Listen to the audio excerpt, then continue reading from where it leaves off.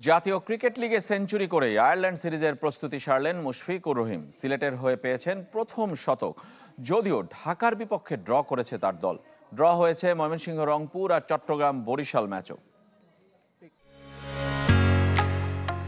ঢালাইয়ের সেরা premier cement প্রস্তুত এবং মুশফিকুর রহিমের বুনো উদযাপন আন্তর্জাতিক আঙ্গিনায় পরিচিত হলেও জাতীয় লিগে যা প্রায় দুর্লভ। দারুণ শট সিলেকশন।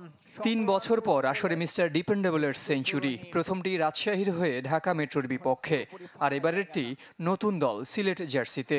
সব মিলে প্রথম শ্রেণীর ক্রিকেটে ১৯তম, যার ১২টি টেস্টে। উপযুক্ত সময়ে উপযুক্ত সেঞ্চুরি। ৯৩ রান নিয়ে শেষ দিন ব্যাট করতে নামেন মুশফিক। সিলেটের হাতে তখনও ৩ উইকেট, কিন্তু পরপর ২ ওভারে ইবাদত ও খালেদ ফিরলে জাগে শঙ্কা। ম্যাজিক ফিগার থেকে তখনও ৪ রান দূরে। তবে সব প্রতিকূলতা পেরিয়ে শেষ অবধি লক্ষ্যে পৌঁছান মুশফিক। সেঞ্চুরি দিয়েই সারেন ১০০তম টেস্টের প্রস্তুতি। আয়ারল্যান্ড সিরিজে প্রথম বাংলাদেশি হিসেবে যে কীর্তি গড়ার অপেক্ষায় মিস্টার ডিপেন্ডেবল। দারুণ একটা শট ডাউন দ্য ট্র্যাক। ১১৫ রানের ইনিংসে ফার্স্ট ক্লাস ক্রিকেটে ১৫০তম ম্যাচ রাঙিয়ে রাখেন মুশফিক।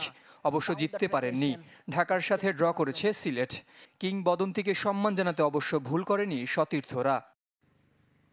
মুশফিকের মতোই ভাগ্য বরিশালের মোহাম্মদ সালমানের। চট্টগ্রামের বিপক্ষে পেয়েছেন সেঞ্চুরি, প্রথম শ্রেণীর ক্রিকেটে দ্বিতীয়। যদিও ছাড়িয়ে যেতে পারেননি আগের অপরাজিত ১৫২ রানের ইনিংসকে। এদিন থেমেছেন ১২০-এ, আর ড্র হয়েছে ম্যাচ। জহির সাগর, চ্যানেল 24।